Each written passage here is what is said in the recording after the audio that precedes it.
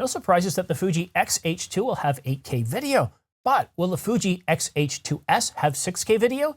Details coming up, but first I encourage you to subscribe and choose all notifications so you're kept informed on the latest camera gear news and rumors like the Fuji X-H2s having 6K video. So a quick recap, no surprises that the Fuji X-H2 will have 8K video, a 40 megapixel BSI stacked sensor, and sell for somewhere under $2,500 and most likely have a flippy screen. Under $2,500, do 8K UHD video, BSI stacked sensor. It's a truly amazing camera. But according to the latest rumors from Fuji Rumors, the X-H2s, which is supposed to come out before the X-H2, it will have 6K video. That's right, 6K video. Now I know what you're thinking. Is this just one of those wild rumors where we don't really know? It's just somebody coming into Fuji Rumors and saying, hey, it's going to have 6K video. No, this is coming from valid sources or known sources, but will it have 6K, 60 frames per second raw, like in the Canon EOS R3? I kind of doubt that. Yeah, realistically, I think we'll definitely get 6K, 24, 25, and 30 frames per second. We might even get 60 frames per second, being a BSI stacked sensor. It allows the camera to push through an awful lot more data. 6K, 60 frames per second is an awful lot. But 6K 60 at all eye or 6K 30 at all eye and then 6K 60 at IPB, well, that's far more achievable, far more realistic. But still, this is an APS-C censored camera. To be able to do 6K, that's impressive. To be able to do 6K 60 would even be more impressive. This is partly speculation. Fuji Rumors hasn't indicated whether it's going to do 60 frames per second, 30, 24, 25, just that it's going to do 60. And if it's going to do 60, I think it's pretty safe to assume we're going to get 24, 25, and 30 frames per second. But wow, 60 frames per second? That would be a big deal. And I wonder what Fuji would price this camera at. What we know about this camera right now is that it's going to have a 26 megapixel APS-C BSI stacked sensor. I'm pausing for dramatic effect. That alone there is impressive enough. To be able to do 6K even at only 30 frames per second in all eye or IPB, that too is impressive. I want to go on a bit of a rant. I really like shooting all eye. And while the Canon camera that I have now, the R5, has RAW, I rarely shoot RAW. It's just more than I need at this point, but I really do like all eye. The nice thing about all eye is if I'm doing fast action or if I'm doing anything with a lot of rain or snow, I don't get any weird artifacts, especially when rain hits in a puddle and bounces up. With IPB, you can get some strange effects. So I think all eye is very, very important. I love having all eye, but having RAW I don't think is absolutely essential for this camera. But to be able to do 6K, 30 frames per second all eye would be absolutely impressive. I do want to address one mistake I made in a previous video about the X-H2 and the X-H2s. I mentioned that they would be getting a flippy screen and that the previous version, the X-H1, well, it had a flippy screen too, and I made a mistake. What I meant to say, and sometimes I don't even realize I'm doing this. I'm saying the wrong thing in my head. I blurt it out, don't catch it, and I don't even catch it in post. It has an articulating screen, not a flippy screen. Now, some of you don't like flippy screens. I happen to be one that really loves it. I didn't really care about it until I got a camera that had a flippy screen. I'm an old guy. I'm getting old in age, and you know there are times where I don't want to have to get right down on the ground. Like when I was younger, I get down on the ground. I didn't care if I got dirty just to line up that shot. But that flippy screen gives me, well, more flexibility, and I understand that the flippy screen that's on the Canon EOS R5, for example, that's on a lot of Canon cameras since the 70D.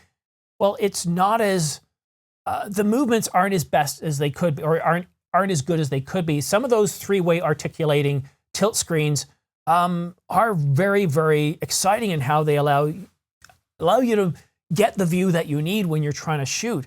So first of all, sorry that I made that mistake. I do make mistakes from time to time. Sometimes I catch them, sometimes I don't. But this one here, I was a little more embarrassed, more so because when I was looking at replacing my 70D many years ago, I looked at everything. I looked at Fuji, I looked at the X-T3 to the X-T4, and then it was, well, the X-T4 was now, the X-T3, and then, well, what about the X-H1? I kind of went back and forth. One had features I really liked, and the other one had features I really liked, but neither one of them had all the features I really, really liked. And I remember not having a flippy screen as one of the things that stuck out, but for some reason in my last video, I completely left that out. I'm starting to fall in love with these cameras like I fell in love with the OM1 and the GH6 back in February.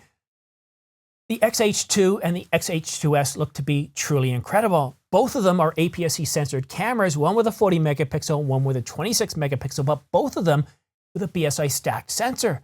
That's pretty impressive. And to be able to do 8K UHD on the X-H2 and to be able to do 6K video, most likely UHD as well, on the X-H2s is pretty impressive. And we've only got a small snapshot of what these cameras are able to do. And I get it. The devil is in the details, and I'm hoping to get many more leaked specs coming out shortly. And as soon as I do, I'll put them out there for you guys so you can be getting the latest news as soon as it comes out. But I'm really impressed with what I'm hearing so far about these cameras. We only have a small bit of information, but what it is powerful and amazing. But the devil is in the details. What are we going to get in terms of frame rates? What are we going to get in terms of compression? Could we get Apple ProRes like the GH6 got? See, this is where it can take a camera that's pretty impressive and turn it into a camera that's market leading. And what about frame rates in terms of stills mode? Will we get CF Express Type B or will we get UHS 2 card slots? And this makes a difference too. 6K 60 is going to require something like a CF Express Type B with a minimum sustained bit rate of around 325 megabytes per second if it's shooting something past all-I or RAW. And that's why I don't think we're going to see that. I think this is going to focus on 2 card slots, most likely UHS 2, at least for the 26 megapixel. And that's more than enough to do 4K video. But will it be enough to do 6K video? Well, if our only option is IPB or something like IPB Lite, then yeah, definitely it is.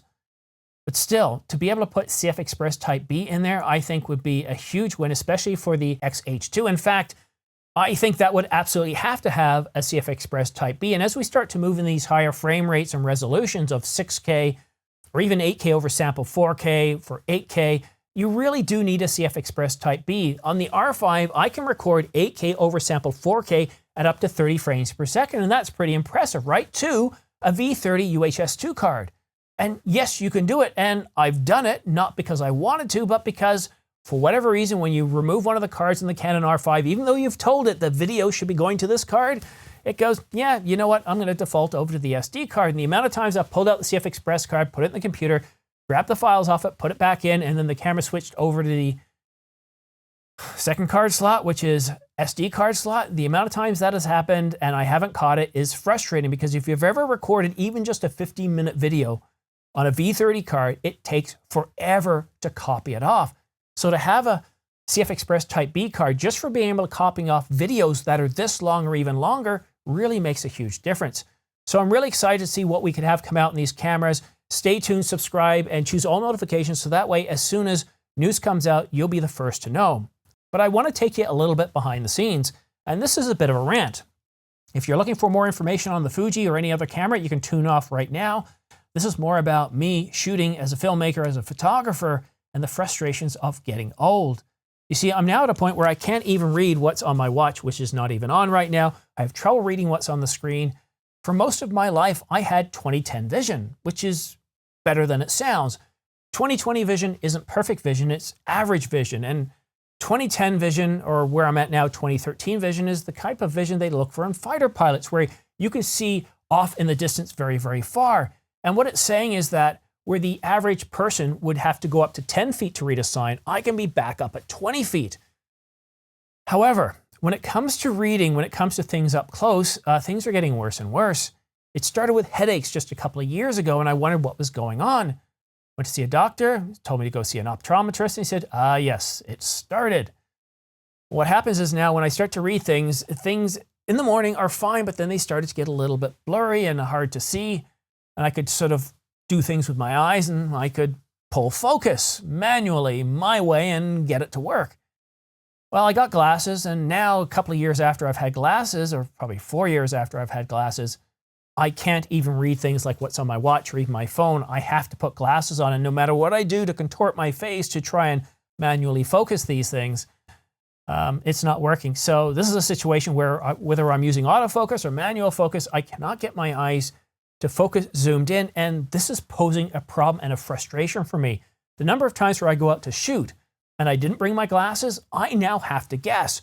With my Tascam DR10L, which I've got down here, the amount of times where I've accidentally gone in and turned the limiter on or off or some other effect like gain, when all I was trying to do is go through the menus to find the format SD function so I could format the SD card. It's frustrating. I just can't see what's on this thing. Maybe you can't even see it from there either. I can't see it. I'm guessing I have to pull it out to about almost arm's length, and then I can read it pretty clearly. Computer, everything. The only thing right now with a car, I can actually drive the car, and the instrument panel's far enough away that it's clear, it's crisp. I'm getting old. And this is you know, oddly enough, this kind of came to me while I was watching Star Trek. Not the new Star Trek, the old Star Trek with William Shatner. And I can't remember if it's Undiscovered Country. I'm pretty sure it's not The Wrath of Khan. I can't remember. I'm not that big of a Trekkie to remember. But he's coming up to his birthday. I think it could be his 50th or his 52nd birthday, and he's given a gift of glasses. I think they were from Benjamin Franklin. And in this movie, it's not so much about man against the machine. It's man against age and how it feels to get older and to maybe look at your past and see that was where your prime is and everything ahead of you is somehow, well, downward facing. And, you know, the best that you could be, whatever that was, whatever your potential was, is somehow in your past. And it's a strange feeling to have, and to have my eyesight going on me, where for most of my life, I never wore glasses, I never wore contacts, I never needed them, to now where if I'm outside at a store or someplace and I need to read something, I can't. It's a strange feeling. It's a strange feeling to know that while at least up here, I'm still sharp, I'm still able to come up with great ideas and thoughts and be able to come up with an idea of let's start a YouTube channel and see where it goes. My memory is failing on me a little bit too, and that's something I can deal with computers and technology. I can write things down. I don't mind that so much, because even when I was younger and a whole lot sharper, I still had to write things down to be able to come up with a script or even the speaking notes for this video. It takes me time to think of the order of what I want to say, and really all I've got here, and if you share the screen, I don't know if you can read it from this distance here, but simply they're just speaking notes. They're ideas of what I need to say in what order and when I have a permission to take a break. And those breaks are very important because those breaks tell me, you screw up after this, no problem. You don't have to go back and restart the whole thing. But my life, I can't restart that. There is no unlimited lives. There is no do-overs. My failing eyesight is just another reminder that I'm getting old. And it's a strange feeling. It's a very strange feeling. I wish I could remember, you know, I'm going to see if I can find out what that Star Trek was. I think it's one of the first, second or third one. A gift with meaning that reminds him of his age. A great gift, though. Imagine somebody giving you something like that, a historic item such as Benjamin Franklin's glasses or spectacles. But to get those at an age of 50 or 52, which is where I'm at, closer to the 52, an ever reminder of your age, and what is in front of you is a whole lot less than what's behind you. Maybe 15, 20, 25 summers, I don't know, but I feel the clock ticking. And it's very interesting how, and that's something about filmmaking too that I want to address. And this is a rant all over the place, unedited, uncut, except I might cut it once in a while if I have too much of a pause.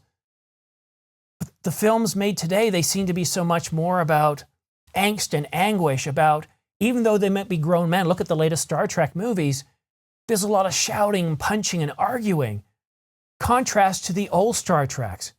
What was it? I think it was the second movie that they made, and on the bridge, Kirk is getting Spock to lose it, and they get into a fist fight on the bridge. Just imagine that. You're on a command ship, whether it be a destroyer, aircraft carrier, whatever it is.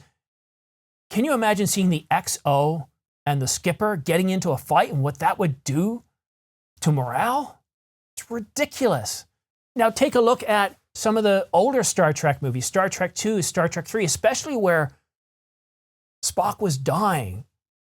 And instead of yelling out and screaming, you could just see the angst and anger on Kirk, the disappointment, and just see him fading to the ground there in such great sorrow and sadness, not punching anything, not yelling at the top of his voice, not running around frantically like a teenager, an ill-tempered, pissed-off teenager. And you see this with a lot of the older movies. They're adults. Another example is where Kirk has to go see the Klingons. Basically, one of the Klingon homeworld's moons has blown up, and his friend Spock nominates him to be the lead to take point on this. And Spock, knowing that Kirk's son was killed by the Klingons, and how, again, older in age, Kirk feeling, this is, I'm not in favor of this. Let the Klingons die, he would say. Let the Klingons die. I don't care. But again, not shouting, not punching. Two friends discussing an intense, very deep-seated emotional scenes that, if done today, would involve shouting, running around, punching, and it just seems like everything is... Maybe that's why I don't like a lot of the movies out today. I don't like a lot of the super villain or superhero movies. Guardians of the Galaxy 2 as an example of why ones I do like, because of the sense of humor and that they don't take themselves too seriously. But I'll try that again. They don't take themselves too seriously, but the rest of them, they seem to be borrowing the same old trope of where everybody's angry at everybody and the villains are such static characters that don't, well, you're not afraid of them, or you just look at them and going like, it's an ill-tempered, pissed-off teenager, just leave them alone and everything will sort itself out. Where even when the protagonists win, it's like, okay, they won.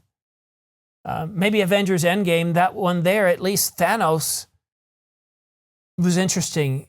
I really liked how they portrayed him as a villain. I think there was a bit more to pull out of him there, but he wasn't just the tried and true villain. Of course, at the end, I think they got a little sloppy with the writing, but it was one of the few villains where I actually started to understand a bit more instead of just going, okay, like Ren from Star Wars. Like, he got his ass kicked throughout the entire movie. He wasn't a villain. He was just an ill-tempered, pissed-off teenager. And that's what I think is the theme for a lot of these movies. They're not based on mature adults that have been through a lot, that are pulling on their wisdom, that are not letting their temper go. Because when you let your temper go, you're losing control. And anybody who's in a lead position that loses control all the time, well, they're not going to find themselves in a lead position. So this whole trope of basing every character off an ill-tempered, pissed-off teenager, to me, is, I just think, ridiculous.